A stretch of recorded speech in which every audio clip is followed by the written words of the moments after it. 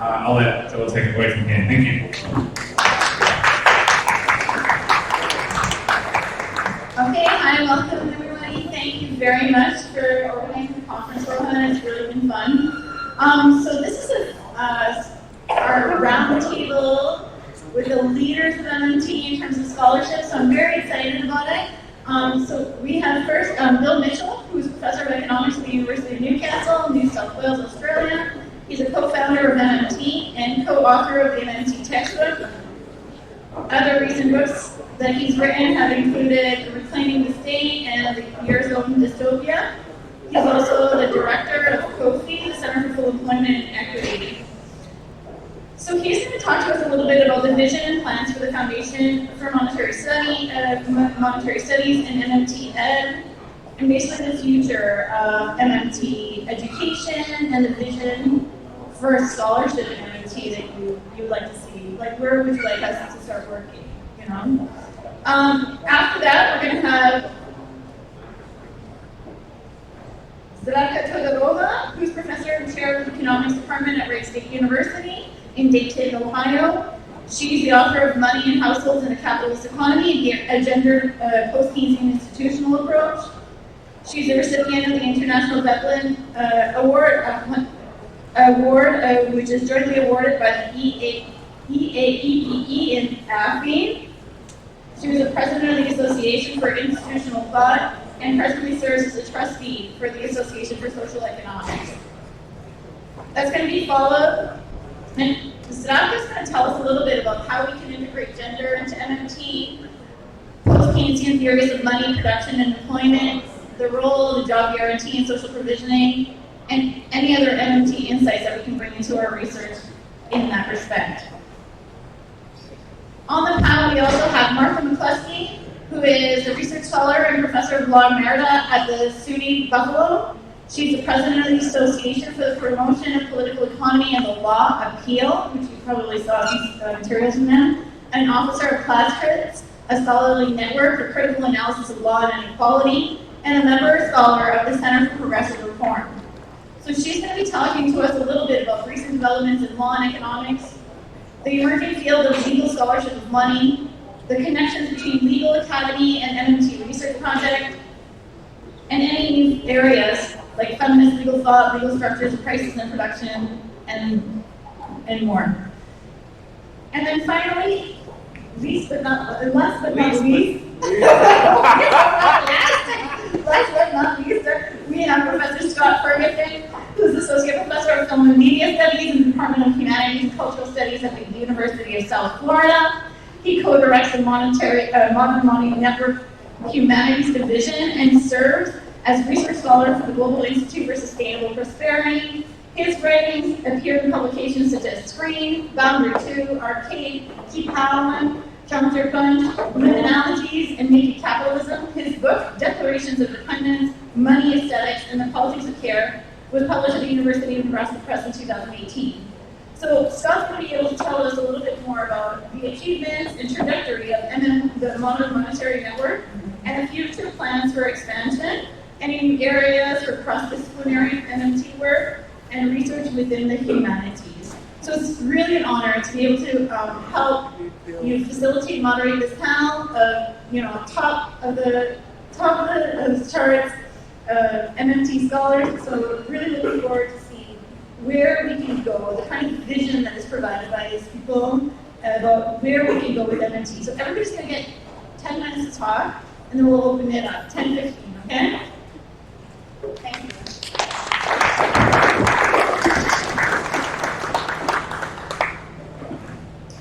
Well, thanks very much, Joelle, and my fellow panelists. And you might see me do a quick exit a bit later because I've got to catch a flight later, so I apologise profusely. It's not a disdain or anything, it's just logistics. I'm not sure how long it's going to take me to get back to New York. I thought I'd start with just a bit of context, and in part this reflects some of the things that I've been hearing in the last 3 days, and so some context. My motivation has always been to analyse things at a structural level, as opposed to an individual I look at systems and I think about systems either failing or working. Now they obviously have ramifications for individuals, but I never want to start at the individual because I think that can take you down tracks of asserting causality at the individual level when the causality is actually structural and system. And hence, I became a macroeconomist rather than a microeconomist. A little bit of background to get the context of where my role at the beginning of MMT came from, because I've been hearing some comments about MMT in the last few days, and they're repeating comments that I think are inaccurate. So I started off in the post-war period in the baby boom era, growing up in a very poor housing commission estate in Melbourne, Victoria. Housing commission is state housing, and it was the state providing a roof for the baby boomers after the war and their soldiers and their families. And these were really quite austere circumstances. And by the time I'd ended high school, in my last year of high school, I think 6 of the 10 most wanted men grew up within a kilometre of my house. Now, it might have been 5 or 7, but I think it was 6. So this was a disadvantaged post-war housing estate in Melbourne. But the things that were really important were full employment, welfare state, and public education. And even though I came from rather restricted circumstances, to say the least, my father could always work at the minimum wage, manual work at minimum wage. My mother used to get cash payments after second year of high school, 4th year of high school, and then to take to university for the children, so that we could stay at school, and a few dollars kept us at school. And the public education system, combining with the welfare state, was really important to give us. Each year I'd line up and get free books and rubbers and pencils and paper and uniforms that we had to wear in Australia. And these were important, inclusive ways that Australia was providing in that social democratic era for upward mobility out of the poverty of the post-war period. And so now I'm in the high income groups, very well educated, of Australian society. But I've never forgotten that that's my roots and that's where my solidarity lies. And in those days, we never thought about school to work pathways. Even though I grew up in that sort of environment, I never thought about unemployment because we could always get a pathway. And then kids we all had different aptitudes, and kids could go into factories or administrative jobs and make their way. We had state-provided apprenticeship schemes, so kids who had aptitudes, with bolts and spatial abilities and carpentry abilities could get solid careers, and characters like me could go to university and get those sort of careers. And even though I loved pulling my motorbike apart, I always managed to strip a thread or two when I put it back together. So my aptitude wasn't to be a mechanic, even though I thought that would be a pretty cool thing to do. So those pathways were all consistent with the social democratic era that gave us upward mobility. Now, clearly in those days there were excluded groups, and they were the Indigenous Australians. And they remain excluded today. And so I'm fiercely aware of that, and I've done a lot of work in remote communities, and I'm still working on those issues. Now then you come along, and by the time I was at university, neoliberalism arrived, and academy monetarism had come along and displaced the Keynesian orthodoxy, and the policy regime was shifting to what we now know to be neoliberalism, which has become accentuated in all of our walks of life. When I started studying economics, there was massive dissonance in my mind. I knew that the body of work, the neoclassical body of work, couldn't possibly be right, that there had to be something about it. And because I was good at mathematics, it was terribly easy to pass the neoclassical curriculum, and it gave me plenty of time to read about political science, philosophy, philosophy of science, sociology, and I learned about power and elites because I wanted to put together why we're learning this crap in economics. And I fairly quickly learned that it was reinforcing the poverty and the class divide that I'd come out of. And that became accentuated, of course, in the neoliberal era because of the breakdown of all of those institutions, those social democratic institutions that I described earlier, that gave kids like me from that estate upward mobility so that we could become professors and have reasonable lives, material lives. And so that motivated my way of thinking about economics. I was always a dissenter, and as I went up into the years of university, my mission was to work out technical ways in which the mainstream was wrong, and that's been my agenda. And the first MMT moment for me came in 1978, even though I didn't know it was an MMT moment. In my fourth year at Melbourne University, I was studying agricultural economics, and I came up with a buffer stock to have full employment and price stability. It was in the context of a wool price stabilisation scheme. I was studying agriculture. And so that's my first MMT moment, that thesis I wrote in my fourth year. Then the second MMT moment was in 1994. I met up with Randy and Matt and Warren had also been working with Catalina, and then Warren had come up with his employment of last resort idea, and we were quite independent. It was true unity of science, and in that bulletin board that we were on, Warren and I worked out that we had a real coalescence of ideas from different backgrounds, different logic, different ways of coming. And for me, that was the start of my involvement in what we now call MMT. And then in 2004, I mentioned the other day, I started my blog, and I thought social media was the way forward. It wasn't just in my mind to provide a way around the academic discourse. I also conceived that, given my roots and my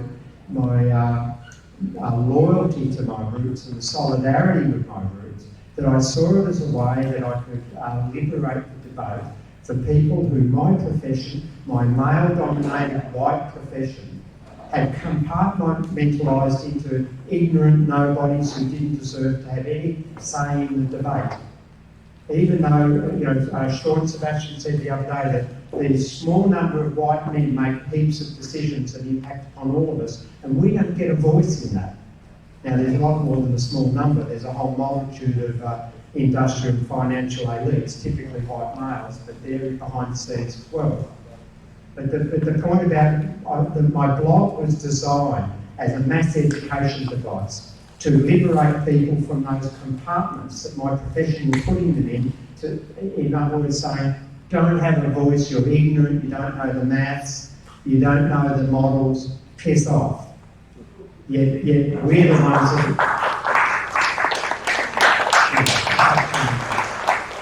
And so that's what I thought about my blog. And so that's what I see as my purpose. The mass education. I still believe in the power of education. Education liberated me from poverty and ignorance. And I still see mass education as the way forward to promote and to extend our understandings of MMT. And so we do get power in the political process to take on my profession and the elites that my profession supports to our detriment. And so the last few things I'll say, and so that's the context. Now this talk, which is a 2-minute talk, if you've got the context, is that the things that I'm working on, clearly the textbook in my view has been a major, I was already grey, but it would have sent me grey anyway. That's to me a major development, and I'm really happy have made that contribution to everybody. And someone said to me, a BBC interviewer the other day in London said to me, "Oh, it's the Bible of MMT." I said, "Don't use the word Bible." It's our analytical structure. It's core MMT from the ground up, and it's designed to empower people who don't study economics formally to become better economists than those who've got PhDs from formal economics programs.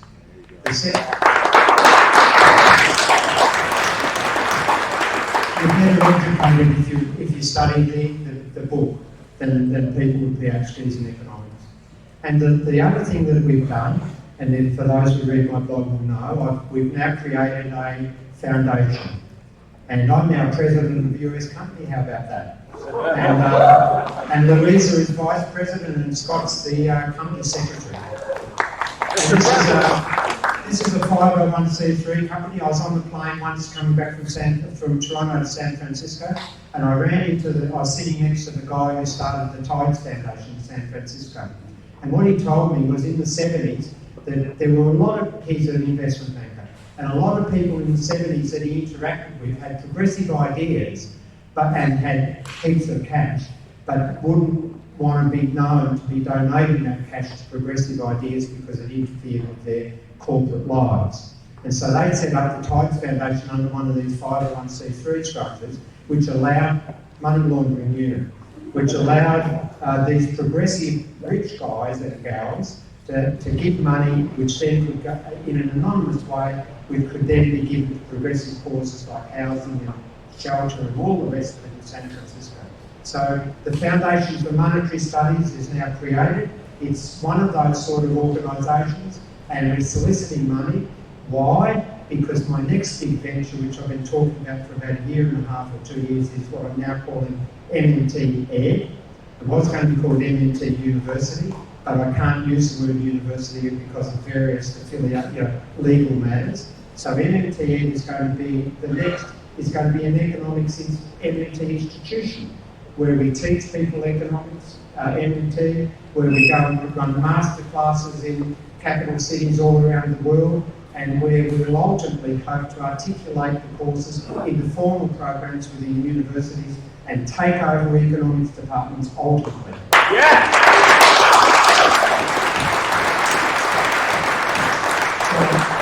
So that's my role. My role is indicative of the commitment I have to my roots and my solidarity with the roots. And that's my purpose, to liberate us from ignorance and to give us real power against my profession and the people that my profession supports. Thank you.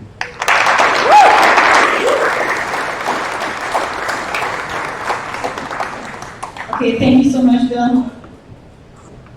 This is Zdravka. Joelle, for the introduction, and thank you for inviting me to speak here. Also, thank you for the organizers for this truly interdisciplinary conference. I will start first by saying what's my main point, which is basically I argue that modern money theory introduces more nuances in heterodox economics, and it deepens the recognition of diverse forms of sociality, and this is my current work. But that work started a long time ago, and so I will give you also some context. Initially, I was interested in building bridges across different heterodox approaches.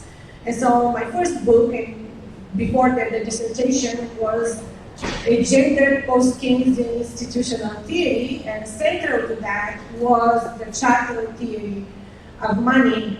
And so I really like Scott's definition of MMT as the opening of the imagination, and that's what it did for me in 2004, 5, or 6, and 7 when everything was published.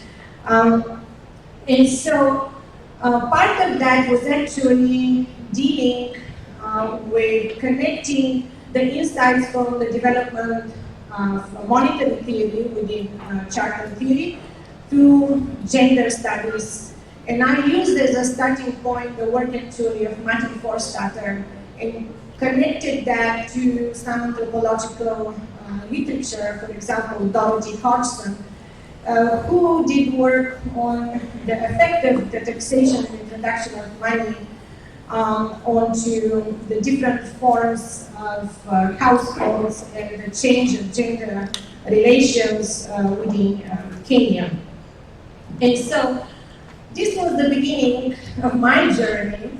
So fast forward 10 years after, remember I was in the project of connecting post-Keynesian institutionalists and feminist economics. But after 10 years, I have evolved into a different project, which is thinking about heterodox economics paradigm. And the point for me that I'm going to tell you about was the heterodox handbook edited by Lynn Chester, Taki Joy, and Carlo Di Politi that came in 2018 and asked me to write entry on households. And so that was the most difficult paper because I had to build on all the approaches. And at that time, I came up with what are the common starting points for all heterodox approaches. And I basically listed 4 or 5, I think 4, and also wanted to add that all heterodox approaches should be looking critically at the theory of money as the 5th approach. But editors were not happy, or they were at least concerned that not everybody within a heterodox tradition actually adopted chattel money or modern money at that time already that it was called. And so I was actually okay with that because what I realized is that each of the foundational elements of heterodox theory actually can embed insights from the theory of money that I have studied. I will just briefly refer to those starting points for heterodox theory of households so that you think about them. So the first and most important is below the surface analysis of exchange, but also beyond monetary production. So this is basically looking at the economy's social provisioning, not consistent only by markets. Then multifaceted humans with living bodies and social provisioning within ecosystems. Then individuality and diversity. This is referring to the differences and the various processes and agencies, as well as the various oppressions. And class power and capabilities, I'm lumping them all together, all these points. I thought that all of these basically more or less at the center of all different heterodox approaches. What I'm seeing that understanding money in the way that modern money theory has done, in fact, enlightens the understanding of the diverse forms of socialities within economics. So I very briefly will try to talk about that. So that could be dissected in 2 main things. And the first one is debt. Debt actually matters, and what kind of debt? Not only government versus private debt, which has been well discussed in modern money, but also I want to stress the debt as a monetary debt versus non-monetary obligation. So debt is an obligation in monetary unit of account that is counted and measured, transferred, but there is also these other obligations. They're both social, and they're both based in hierarchies like gender, age, and so on. Both are part of the economic relations, as we recognize that money is debt credit, denominated in unit of account. We see it as social and not asocial or opposed to society. But we also recognize that there are different debts, that we can say they're obligations. So this is just one example of kind of a broader understanding of money as debt, but also looking as debt is a different side of that in terms of social obligations. And so when we speak of non-monetary obligation, then that brings me, of course, further to make distinctions between obligations and reciprocity. Of course, in reciprocity, there is some organizing principle of a notion of equity and keeping track, even though not at this one point of time. But also to distinguish it from exchange and gift. And I think that those distinctions are rooted deeply in our actually understanding the complex story of money. And this also brings me to the notion to complicate gift. And so when we say gift, it's not associated only with positive things. And, I mean, if we can think even in terms of exploit in the context of gift. But all of those the diverse forms of socialities, we can call them, are linked directly to an understanding of money that is not as money as a commodity. So then the nature of money is actually, it should be always at the center of modern money theory. I have heard prominent economists say that this is just like an accessory and not essential to modern money theory. I think this is the key to connect to all the heterodox schools of thought as well as to other disciplines. And so the nature of money is central. And that is the way to expand modern money theory in humanities and everything else. So, also, I want to stress and actually repeat what actually was said yesterday, I think, by Scott Fulmer, and that is very obvious that all of this means that modern money theory is not just about money and spending.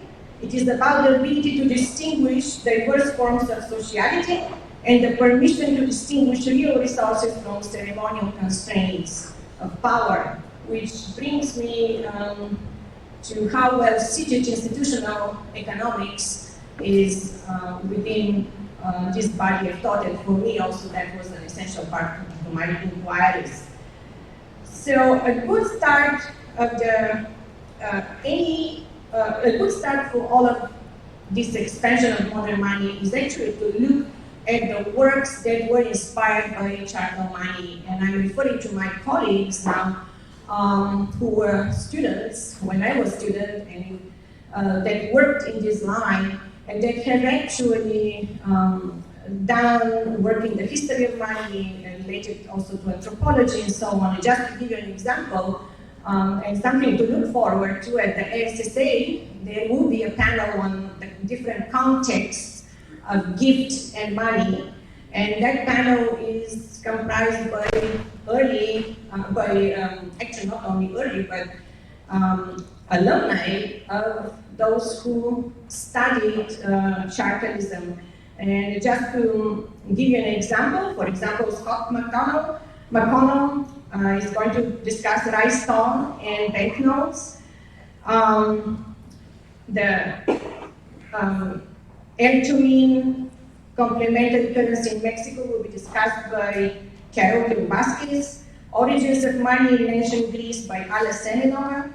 And dowry in South Asia by Kalpana Kanal and Luchira Sen. And those are people that have consistently and continuously developing their work, and this is just a small example. What I want to point out is that there is one missing element here of what we have heard in the past days, and this is the work that actually was developed by heterodox economists that were either schooled directly by modern money theory before it was called that, or indirectly also inspired, and that is directly using interdisciplinary approaches from history and anthropology and so on.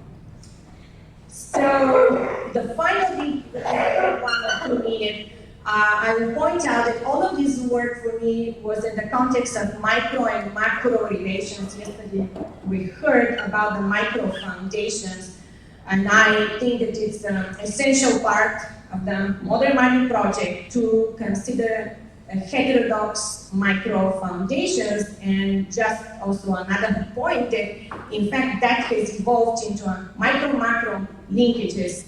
It's not particularly a mirror of the micro foundations of the neoclassical economics. And to connect the heterodox microeconomic development to modern money theory is also actually a project that has been worked on by others in heterodox economics, and I think this is also a good direction. I think I will stop with that. Thank you, Martha.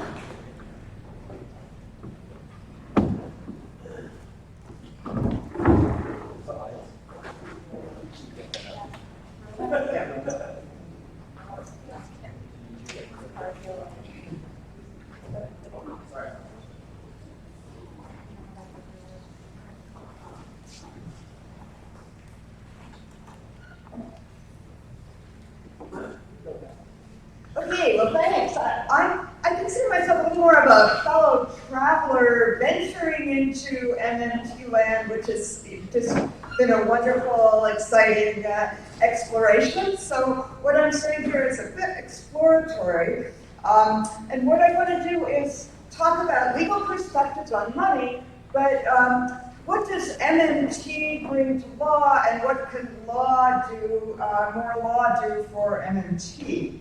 So here's some, I've been involved with some groups that are bringing MMT to legal academia, and I especially appreciate the Modern Money Network folks, and Appeal is another group I'm involved with, and Classic Grids. We featured MMT presentations frequently, and a lot of excitement and interest among law faculty.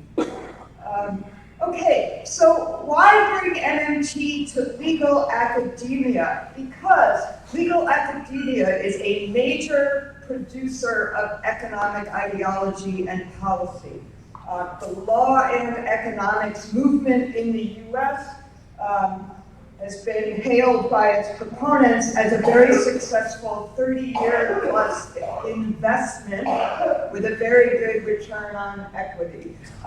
It's, for example, many of you know this story, and there's plenty more details to it, but from the 70s to the early 2000s, the Olin Foundation was in the lead of investing tens of millions of dollars to establish law and economics centers, strictly neoclassical, free market, right wing, in virtually every national law school in the US. It was inspired by the founders' antagonists and upset at the fact that universities were demanding things like African American studies.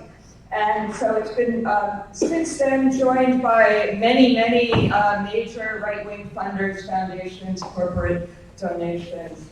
And although one of the founding fathers, Richard Posner, said it would be absurd to attribute law and economics influence to its funding rather than its pure merit. Anyway, so an article from earlier this year, another related investment in legal academia has been the Federalist Society, which is a little broader than strict economics, but its central premise is about promoting a free market ideology within law schools. And this article says the legal left has a money problem, a history problem, and worst of all, a big idea problem. So my question, I probably can't see it down there, for MMT, can you solve the legal left's money problem with big ideas about money, even though you probably with much less money? Okay. Another important feature of legal academia's production of economic ideology is the George Mason University Law and Economics education, so-called programs. They have trained I think the vast majority of judges in the United States have been trained by these programs. They have trained a large portion, if not the majority, of law faculty within the United States and increasingly around the world. In just the next 2 months, they have 10 conferences for judges or legal professionals, including some on just an introduction to economics, consumer protection, specialized things, fintech, labor, business law. And now they're also trying to market free online courses to law schools that are struggling to support faculty and laying off faculty, so students can get their direct education. So can MMT please develop a guerrilla guide to George Mason Law and Economics de-education?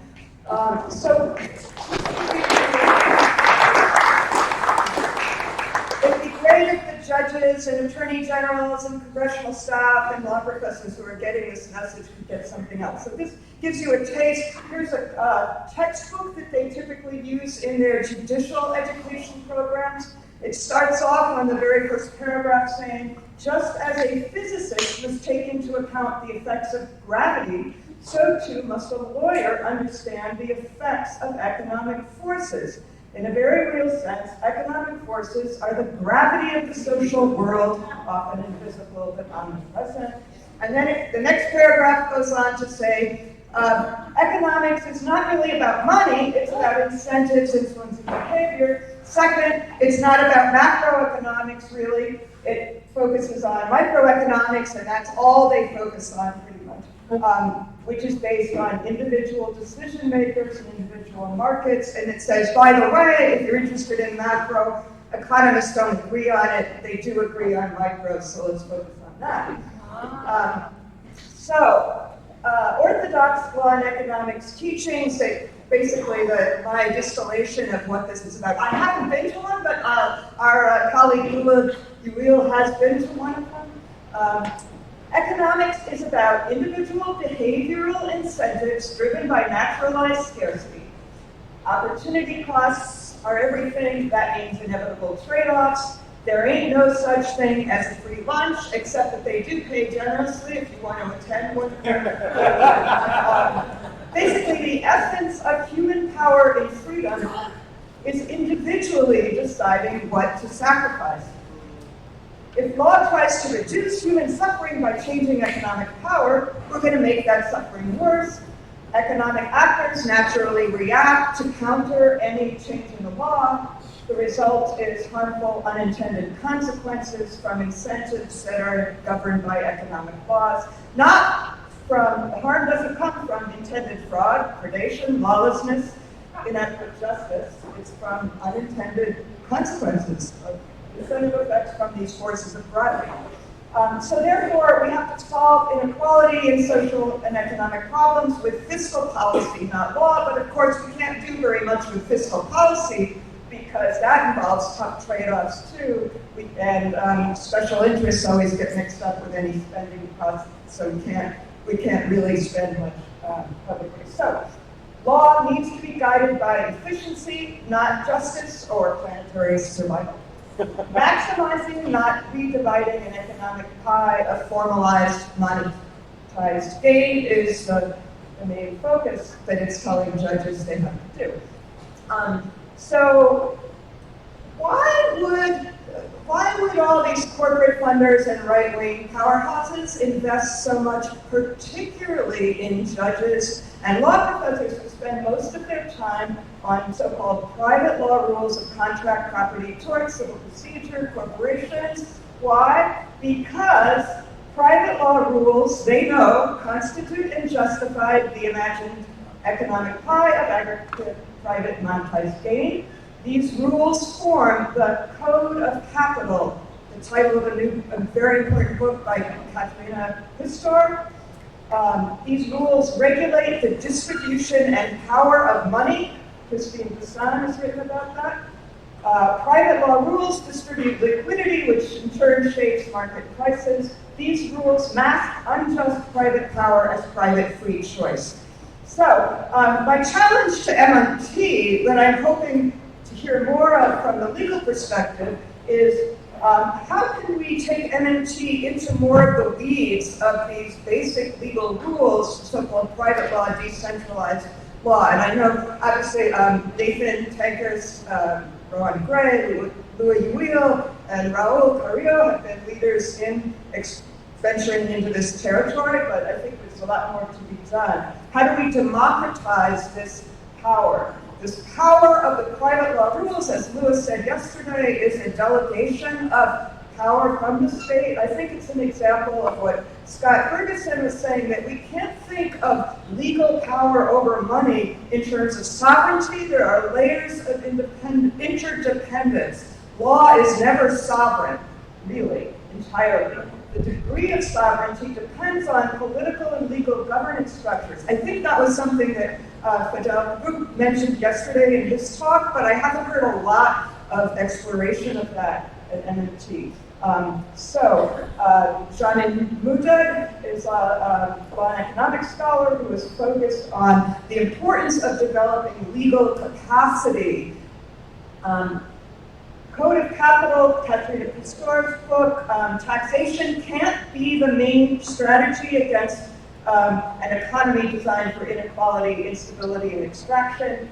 Private law rules creating capital operates as a system of unequal substantive legal rights to basically impose non-reciprocal costs on others and to evade, resist, and change law, including invading, resisting, and changing the power to tax. Economic power is coded through the liberal so-called rule of law, basic principles of contract and property. These codes of capital, coded into the basic principles of law, just create and distribute wealth through legal qualities of durability, universality, convertibility into money, and priority over competing rights. And lawyers pervasively, corporate lawyers and lawyers for the wealthy, pervasively fashion these legal principles into unequal legal institutions like corporations, bankruptcy law, trusts, collateral, and then those are further protected by international legal regime. They're developed in a decentralized, incremental kind of bottom-up, but not democratic, very anti-democratic process of case-by-case judicial decisions, and then they're later adopted in public policy, typically. So this privatized governance of money happens through these basic legal rules of private microeconomic transactions. So MMT, another challenge to MMT is how do we develop the public power over money in a way that reclaims this power to craft the code of capital? And I would say that includes major public investments in law, democratic law, law for the people, including public interest law, investments in legal academia, in public law enforcement, and in terms of civil regulatory law. All of these private rights of action, because without legal capacity, the other rights and the other powers to regulate money won't happen. Here's a question, I guess. To what extent are these private law rules, which really govern money in one layer of the governance of money, to what extent can they operate as non-fiscal pay-fors? Tort and criminal law, going beyond some of the things you mentioned yesterday, punishing, not deterring, not compensating, its extractive gain, I think could be a way, a pay-for really. Democratizing decentralized governance of liquidity through creative approaches to trust, cooperative firms, and Nathan's worked on that. And thinking of equality as a pay-for more broadly in law. And then finally, this is more exploratory. It seems to me that when you focus on these microeconomics of MMT from a legal perspective, recognizing that law constructs these transactions, it seems to me that there's a non-monetized currency of exchange that we have to reckon with as we control money. Because one of the dominant law and economics messages is we have to give people money, not legal rights. So that makes, because if we give people money, it's not as paternalistic, it's flexible, it's cheaper, less transaction costs. Well, there must be something going on here if that's their argument. And then, of course, at the regulatory level, cost-benefit analysis, we could use money to compare and quantify and aggregate goals. Well, money, I guess my take on this would be that money itself doesn't fully determine or measure microeconomic power. Market transactions always involve currencies like race and gender status. The value of your money depends on access to particular channels of law enforcement and protection of your rights to contract property, and the interdependent systems in which your assets exist. Money's legal nature means it's not a fungible, standardized unit of account, really. Money buys power outside of money often to limit the value of others' money in these microeconomic transactions. And that has resulted in a neoliberal economy where basically microeconomic transactions take place not really as the market monetized exchange, but as relationships of personal and political servitude and speculation, really. So that's.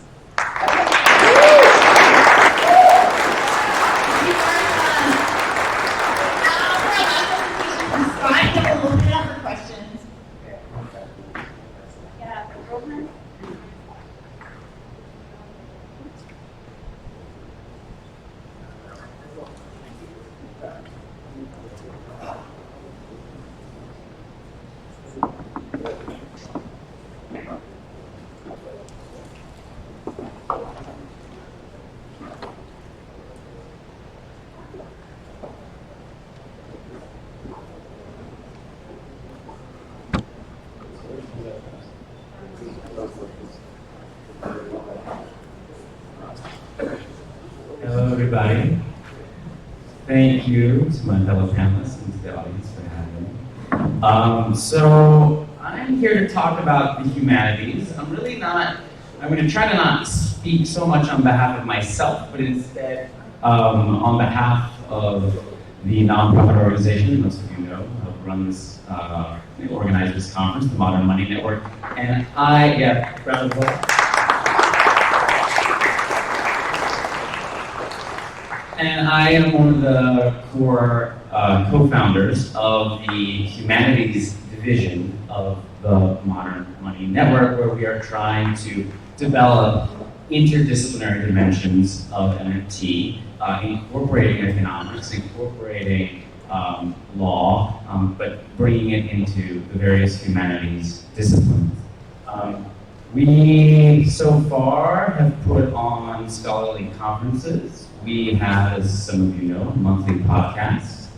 And also, we do various kinds of public education, from the classroom to communities and beyond. The core founding group are myself, William Stoss, and Maximilian Seho. We don't really have a formal organization, a formal membership structure at this juncture, but we have, I would say, many fellow travelers in our expanding network.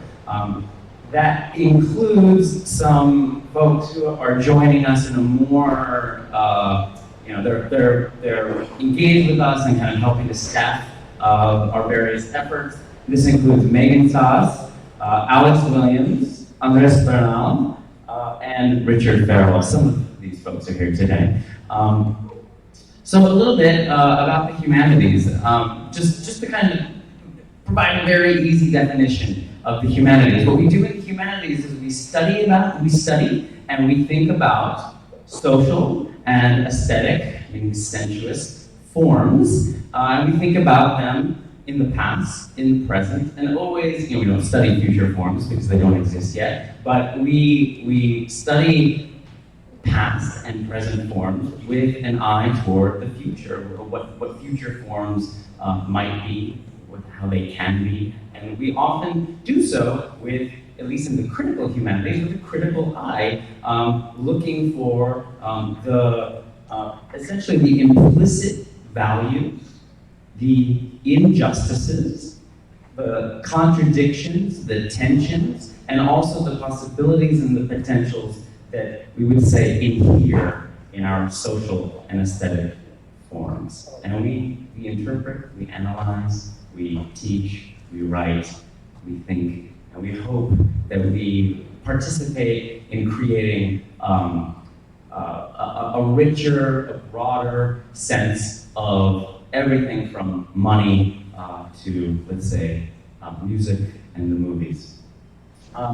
The humanities nowadays encompasses a lot of things. The humanities itself is kind of wildly interdisciplinary. We're still doing, this does not exhaust the list, but we're still doing things that we've been doing for a long time, like literature and language studies, visual culture, but we're also looking at science and technology, music, dance, rhetoric and communication, history, philosophy, theology, space and place studies. That includes ecology and environmental studies.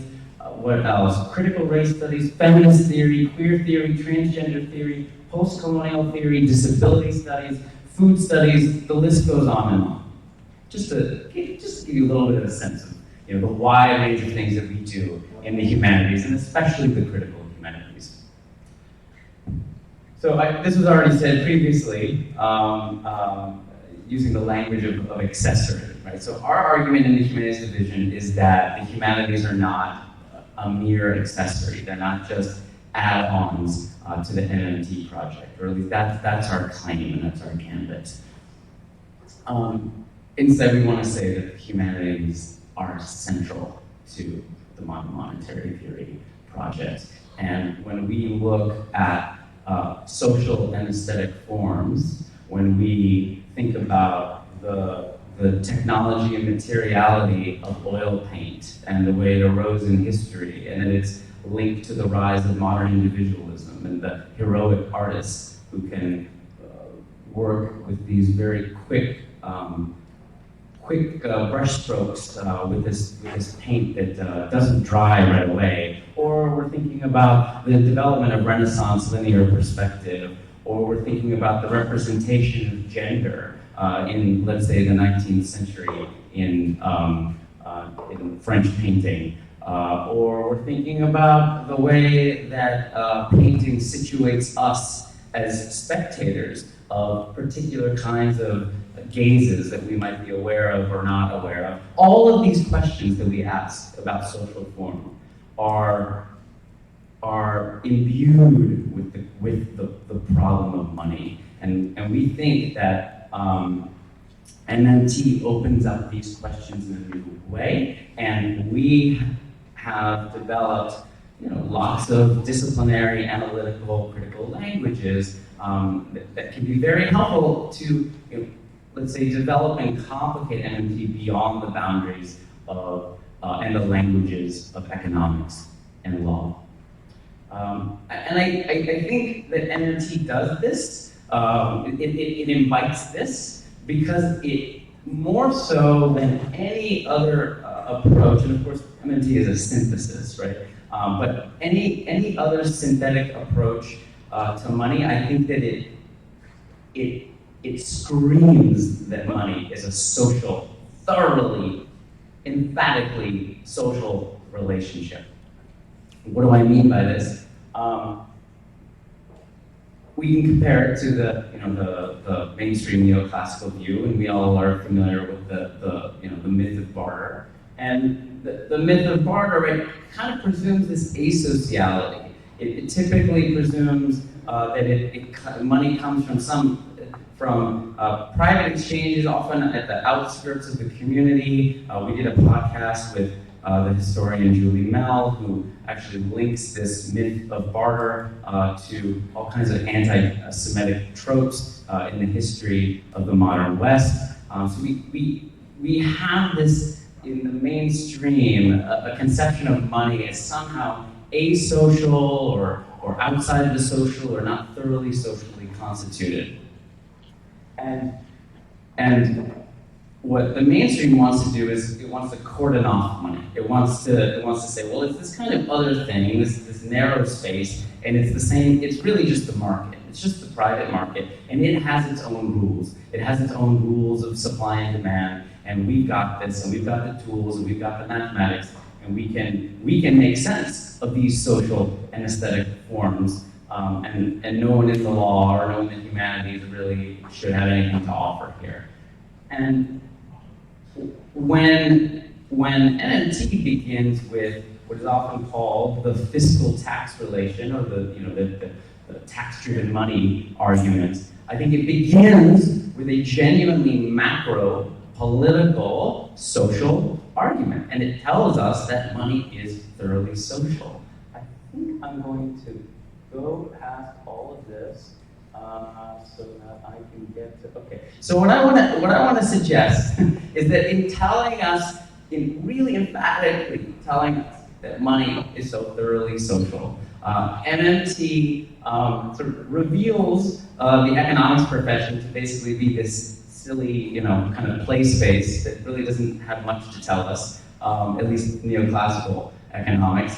And it makes it possible to kind of deflate this high castle of economics and let the concerns of the humanities kind of rush in and start making sense of these problems that haven't really been considered from the humanities. So in terms of the relationship between MMT and the humanities that I think we're after in the humanities division, we think of it as, we don't want to collapse the two. The MMT economists got to do what they're doing, we got to do what we're doing. But I think we like to imagine this as a form of reciprocal illumination, and not just flat application or a flat transfer of one idea from one discipline to another. But there's going to be mutual illumination and maybe defamiliarization on either side. One way to think about this that I find helpful, it's not the only way to think about it, is to think about media in the broadest sense. And I typically define what we do in the humanities as really we all do media studies. We all are interested in how media shape and organize our lives, whether it's painting or it's algorithms or it's architecture, etc. And what media do is they mediate, right? They involve processes of mediation. Now, the humanities is pretty sophisticated in the way it thinks about media, and it always insists that media or mediation is always actively constituting and organizing our social, material, ecological realities. 2 minutes, oh boy. We argue that there's no medium that is passive or neutral in any way. So we think that our tools and our insistence on this sort of mediation, this kind of active, political way of organizing the world can help the MMT project. Whether it's working with and extending some of Roman Gray's work about digital currencies and Facebook's Libra and its attempts to kind of basically take over the world through its digital currency, right? That digital currency is an active way of constituting the world, and it's an aesthetic as well, right? And our whole, the entire aesthetic of Facebook and our phenomenological interactions with Facebook are things that humanity will think about a whole lot. I'm going to keep skipping along. So reciprocally in the other direction, I think MMT has a lot to teach the humanities, and it's not just how money works. I think it really messes with our a lot of our assumptions. And I think it's because while we are so sophisticated at thinking about media in this really complicated, constitutive way, we just constantly see through money. We just try to look through it to find just the exchanges that are behind it. The whole thing gets sort of swallowed in this private exchange relationship. So I think what MMT challenges us to do in humanities is to actually follow through on our own commitments and to look at money as something that is constitutively organized in the world and can be otherwise, and in fact is irreducible to something like exchange. Okay, let's see, I think I'll end with some of the projects that we're doing in the Modern Money Network. So we put on our first big conference, which we called Money on the Left, Word Image Praxis at the University of South Florida. And that was a kind of shockingly stunning success, or at least I thought so. Yes. We had all kinds of folks from all kinds of disciplines and all over the world coming to this. Matthew Forstetter was our keynote speaker. We featured a remote conversation with the former Hawaii State Representative and Democratic Socialist candidate for Congress, Connie Allen. We spoke with my friend, the actor-director Joseph Gordon-Levitt, about MMT and art and online collaborative art making.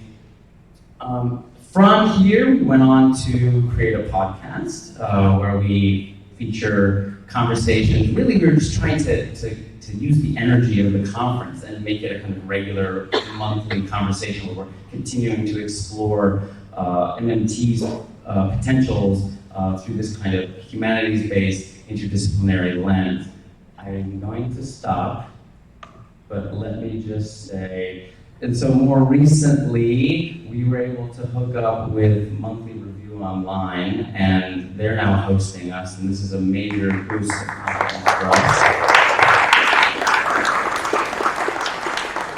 And I had so much more to say, but I'm going to be done.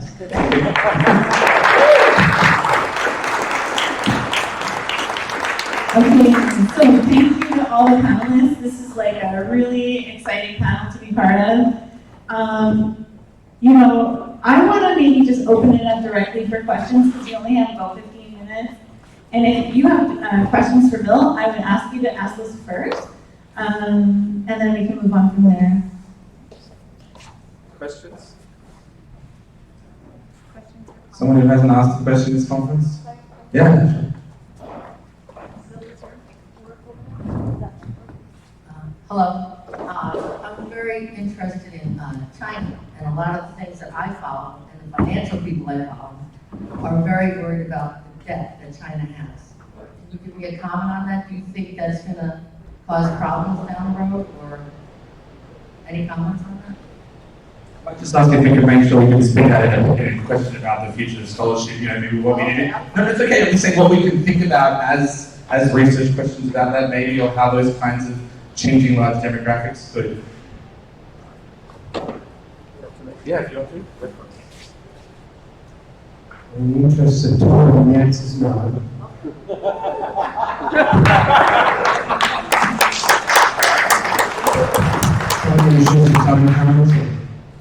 It can always be its liabilities in that currency, and it issues no private debt.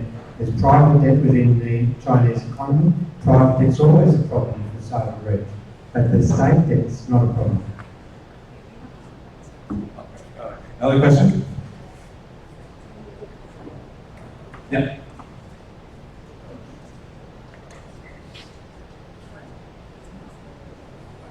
There are two massive housing bubbles in the world right now, Canada and Australia. And I was wondering if MMT has a comment on the personal and household debt that led to those housing bubbles.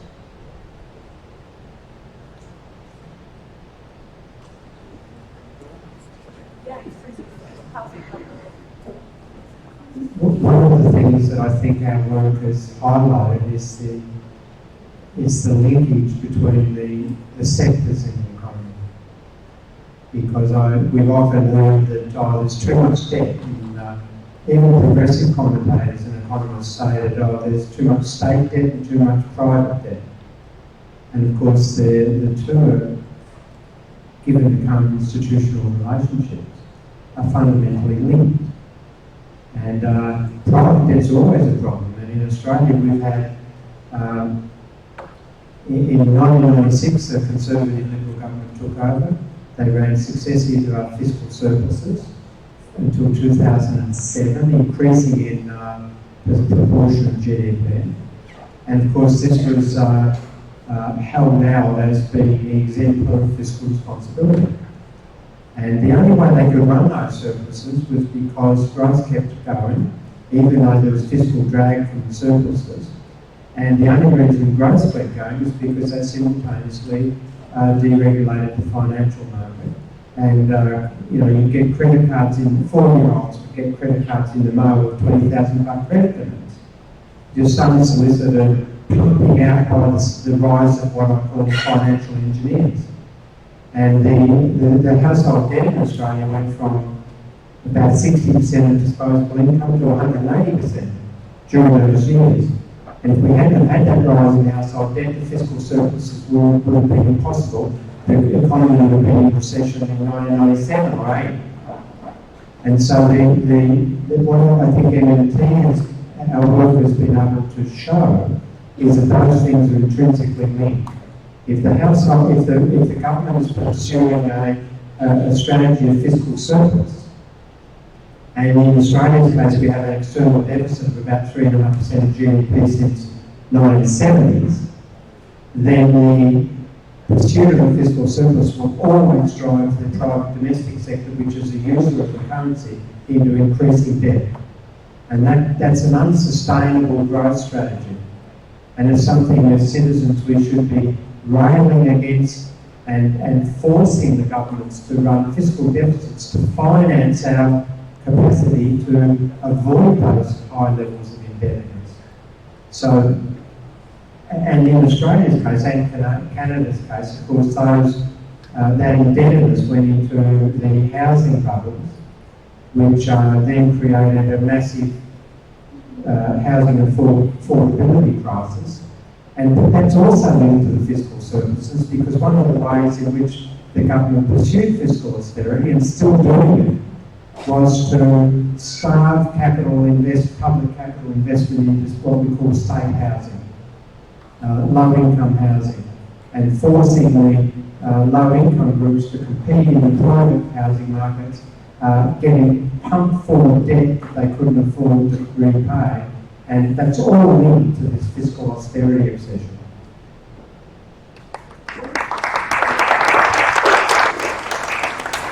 And to follow up on the focus on gender and households, does it make sense to think about that connection? If you have austerity policies at the fiscal level, you're basically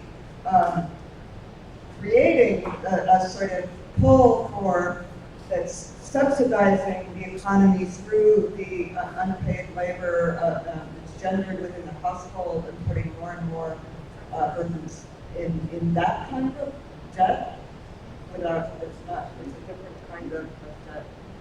Yes, and if you're interested to look at the case of Eastern Europe and the social transformation taking place, private household debt that basically became new phenomena that did not exist. But it's not just about debt and the interest payments, it's also about changing the social structure of the household, the relations, away from this gift and social obligation, and to direct it towards actually servicing the private debt, as well as the ownership of houses, which becomes more and more a luxury. I have a question about sort of the relationship with MMT and philosophy, because I've heard Bill and others talk about how MMT is non-ideological and it's sort of neutral and descriptive, when I think like one of the main problems with neoclassical economics is the obsession to naturalize itself to be a science and to ignore questions of ethics and distributive justice. So I guess I'm sort of wondering how all of you see the relationship between philosophy, distributive justice, ethics, and the role of ethics in the study of economics.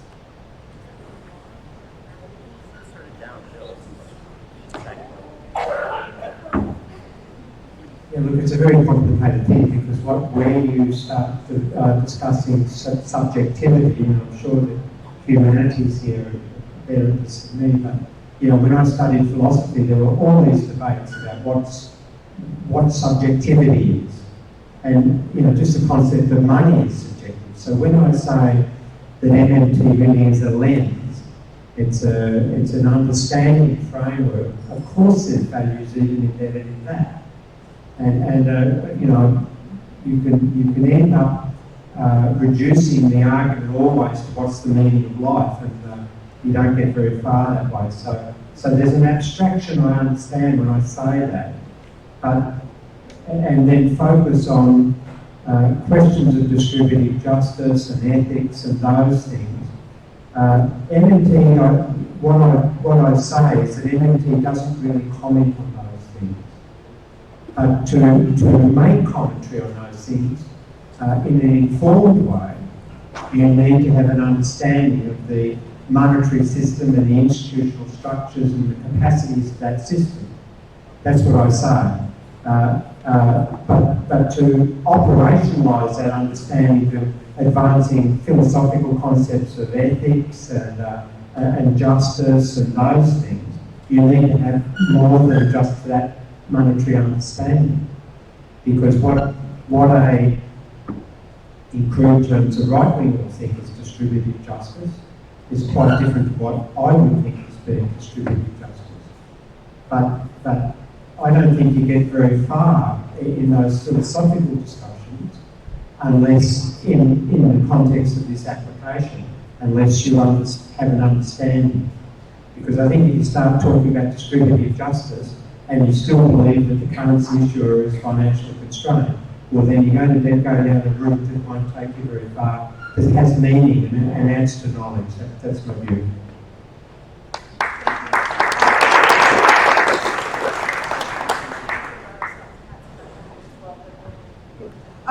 It's a great question, and I'm interested in sort of joining MMT to another project that I focus on, which is feminist legal scholar Martha Feynman's sort of philosophical shift within law from the liberal subject of the autonomous rational individual to the vulnerable subject, not ranking degrees of vulnerability, but the nature of the human condition is one of interdependence. We are embodied, we are embedded in social, ecological webs.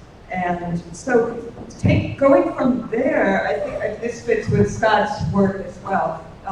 MMT, I think, beautifully takes apart that idea of the economy as a market of individualized, rational, maximizing exchanges, and situates all economic activity in this kind of interdependence. To get the power, interdependence and collective action is not a sacrifice or an opposition to individual agency and freedom.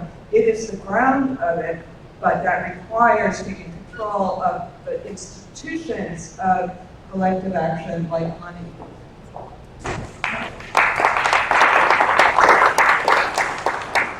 Hi, sorry.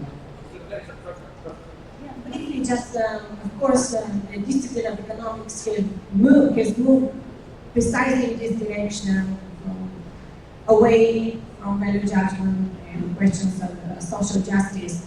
But broadly beyond economics, the so-called neoliberal thought collective, using the phrase by Philip Miroski, does something different, which is basically reducing any social problem, questions of justice and so on, to a market solution, and that goes beyond economics.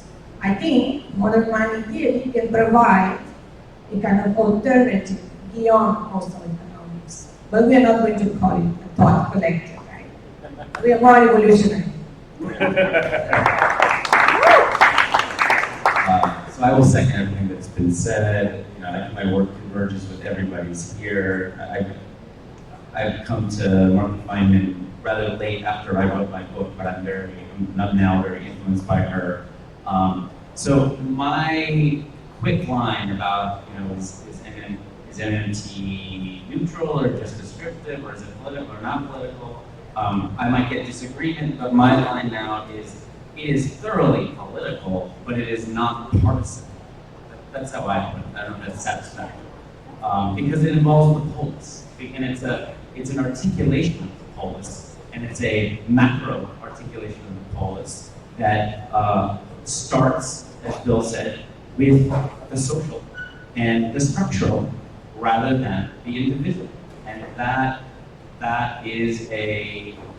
a choice. I will say that I affirm the spirit of what you say, Bill, because I do think we need to make truth claims. I think we need to say, this is how it works. So the truth is political. Indeed, yeah. And then I'll maybe tease out a thread that I was feeling here, or kind of state something that I think was implicit, is that I think what MMT does is it doesn't give us or orient us to one particular ethical philosophy or one particular philosophy or another, or politic over another, but that it reopens a whole set of questions that have been either poorly asked or asked a long time ago in different ways in different contexts, and then we need to go to those contexts and kind of recuperate whether it's pre-modern or outside of the modern Western tradition, or little gems that remain within the modern Western tradition. But so I see it as a provocation and an opening and a kind of momentum, rather than some kind of positivist answer. Well, MMT, because MMT, ergo this philosophy. That would be my answer to that.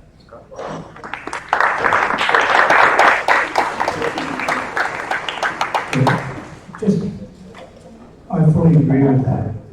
And so when I say it's a lens, the very fact that, as Matt just said, it tells the truth about the capacity of our government. Just the fact that it elevates the government as the initial macro player is political and not value-free, because the very concept of a government is contested. And so, in that context, but I think it's important that it doesn't take a position on the government. It elevates the government to the central position in the monetary system as the motivator of the monetary system.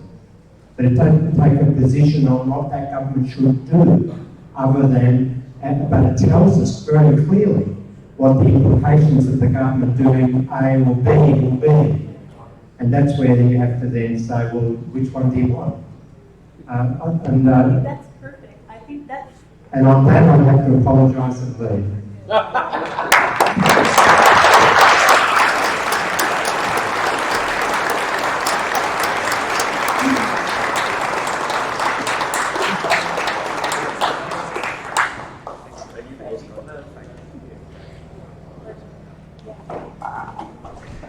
So maybe just one more couple of questions, and then we'll call it. Yeah, just one more. I just have one question for the group, which I can. Hi, this is for Professor Todorova. I'm interested in this micro. Hello. This is for Todorova. I'm interested in this micro foundations of MMT question, and I'm hoping you'll say a little bit more about that and the work with Fred Lee. What can Fred Lee add? What can MMT take from Fred Lee that we haven't yet? What can that paradigm and that methodology add for us, and what's been happening in that role with his students since then? Before you start, I just want to ask my question so you can add them all together and we'll finish up, which is, other people I know in the room, and I'm just going to give a shout out to Ben Wilson, have been combining MMT understandings with natural sciences like food systems and doing things like putting together Natural Science Foundation grants for how local currencies could be connected to food systems and data gathering. I notice everyone here, which I helped organize the panel, are social scientists. And one thing I'm curious is, what are the potentials for collaboration in terms of pursuing common research projects, common research funding, if we're going beyond the silos of the departments? And do you see a kind of hard line between the social science, natural sciences, or should we really need another panel that has all this natural scientists that's sort of 6 people long as well as social sciences together? Yeah. I will just quickly first address the micro question.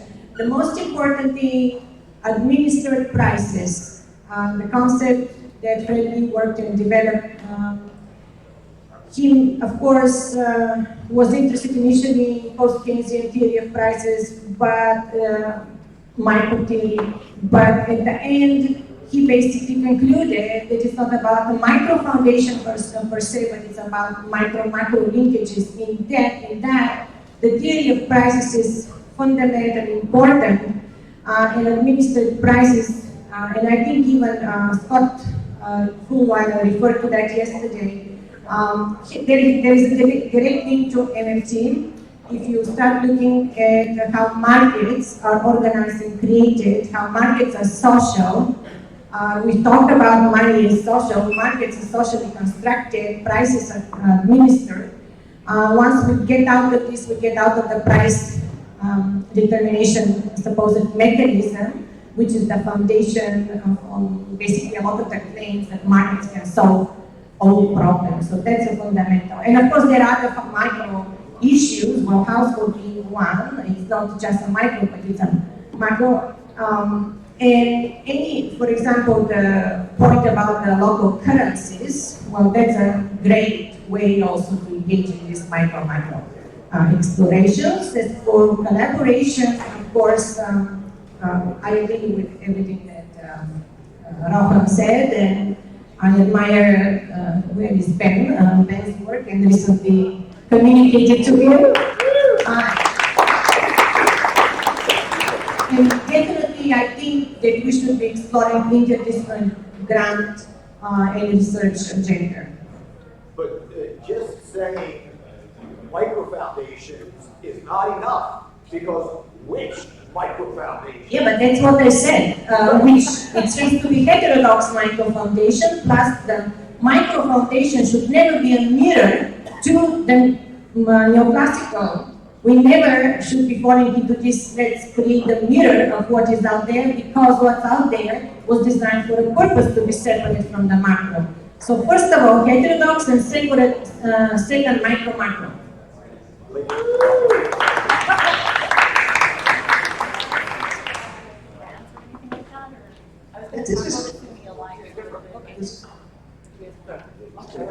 One little sliver here that's relevant, again, to bring up gender, but in the US legal system pretty much will not enforce contracts for money compensation within families for domestic labor, and that has a tremendous effect, I think, on the price of the market price of commodified domestic labor. So that's an interesting way in which law regulates money through contract and access to liquidity, and shapes inequality and the power of money more broadly. Just with respect to the grants, I think that we really do need to work together. This is just something because I've been working on that a little bit. So I created a SUNY Alliance, which is super cool because it's all the people who are MMTs and sympathetic to MMT that might be working in SUNY, so that when we apply for grants at the level of the State University of New York system, we are like a group of about 20 people across, mainly economists, but some people in history, some people in law, and at the top of their disciplines of the different areas. And so it's an interdisciplinary or multidisciplinary group of people that work and can, affect some power and get money from the Board of Trustees on a huge 63 campus wide university system, one of the largest in the world. So, Right, I think on that, we'll round of panels, another round of applause. One little bit of housekeeping. Speaking of the difference between things that are real and novel and things that require real resources, please donate your name tags back to us at the end so that we don't have to buy more next year. That'd be really appreciated. If you haven't noticed, there's cool magnets. I don't know how magnets work, but they work very well apparently.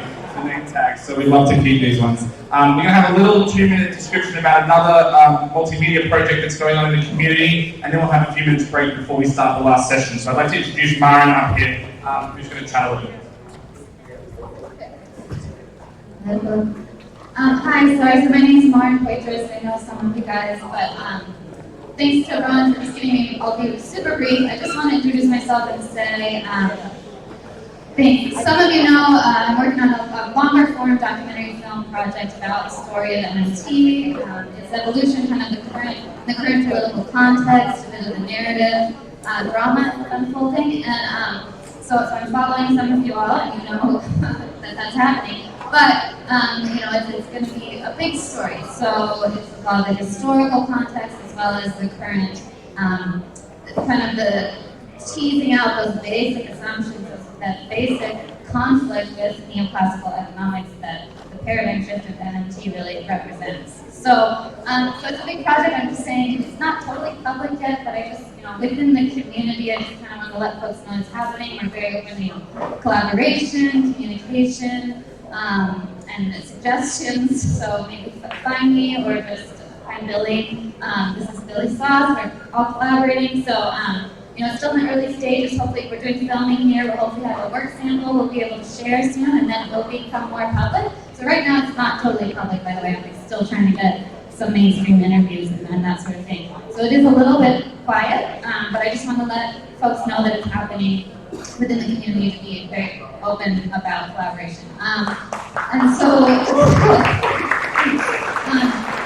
and hopefully it will become more public pretty soon, and maybe even be trying to push, more crowdfunding, that sort of thing, any kind of funding really. And then, so just look out for that. I'm still working on a title. I can give some suggestions. We want to crowdsource the title. We'll work on that. I have a working title, but yeah, it's going well. So I'm excited about it, and I hope other folks get excited about it too. So with that, if Billy has anything to say, thanks to Billy and Chris, his brother, for helping me film. I'll be done. Thank you.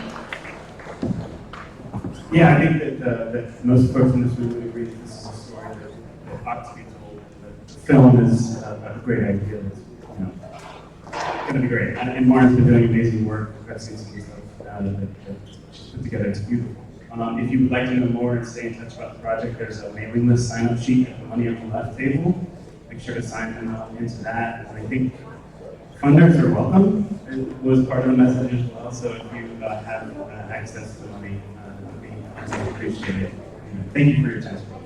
Thank you.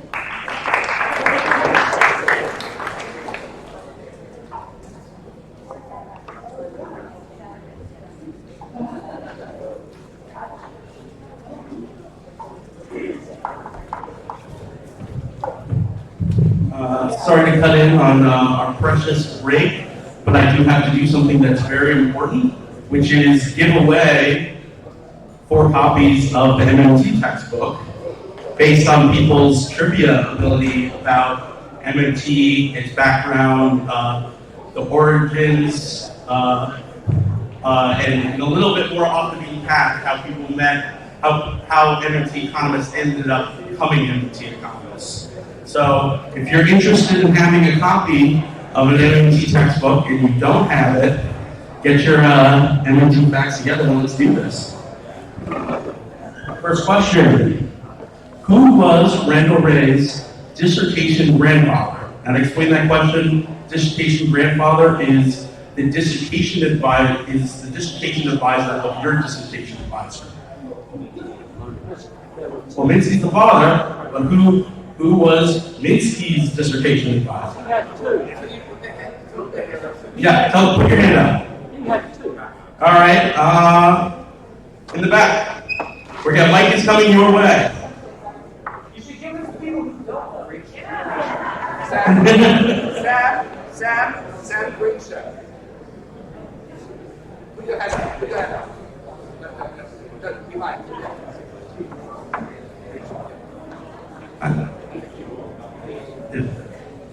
Yeah. Apple learner. What? Apple learner. No. Sorry. In the back. I think it was Schumpeter.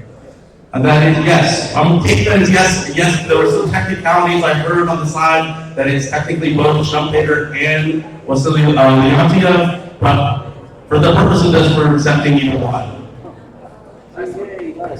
Come up to collect your textbook.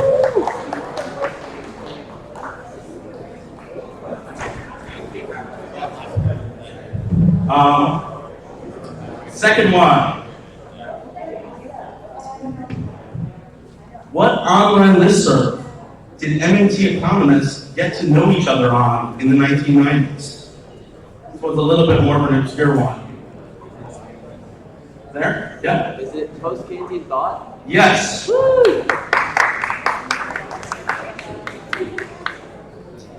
And this one is one that has multiple right answers. Because it's a little more obscure, so I wanted to make it, soften up a bit so you can answer with any of the multiple right answers.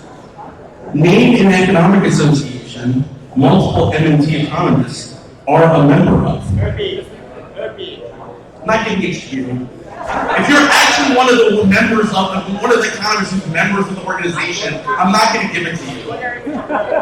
What? And we're not doing the political redistributive economy here. What?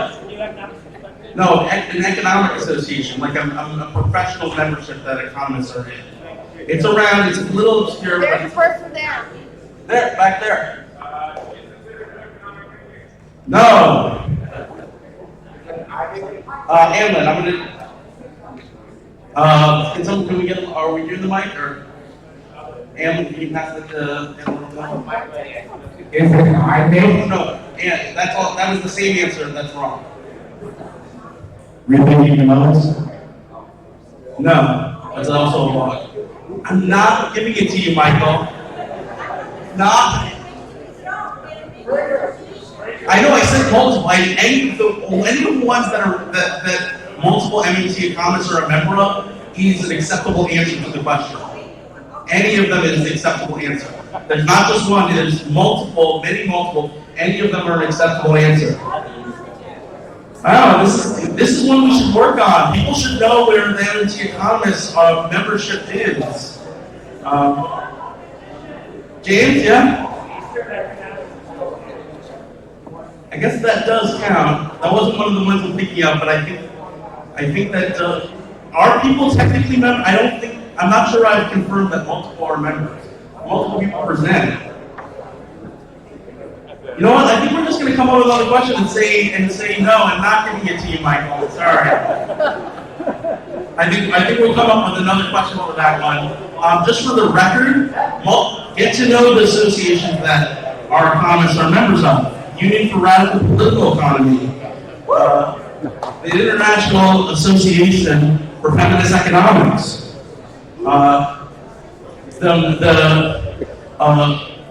Association for Social Economics, Economists for Peace. Economists for Peace, yeah, that counts too. There's many more. So we were talking to people, especially people who are more involved with organizing those, like Professor Todorova. And that this is part of the MMT conversation. So the next one, this is one that's been covered in the panels this weekend. So it should be one theoretically anyone who's been here for all 3 days should be able to get. So this is just really about speed to it. What does the moderator in monetary theory refer to? Right there.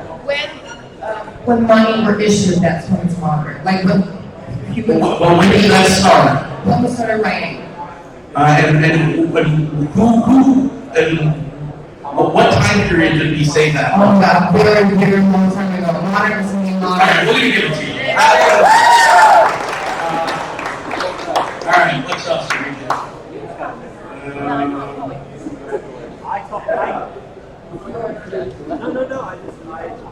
How about this one? What economics doctoral program did multiple MMT economists get a PhD from that is not UPC? There you go, man. I'm going to take another look at the room. The question is, what economics PhD program did multiple MMT economists get a PhD at that is not the University of Missouri, Kansas City? Do you not understand the concept of trivia? Alright, I'm going to give it to Joelle. The new school. Yes, the new school. Thank you.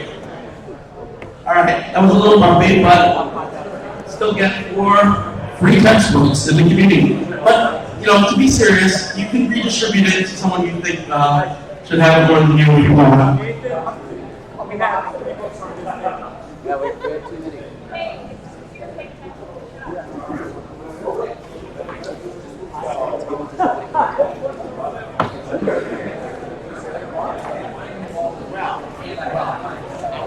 We have multiple t-shirts that are freely available, MMT t-shirts that are freely available, that are coming on a first come, first served basis. They'll be over here.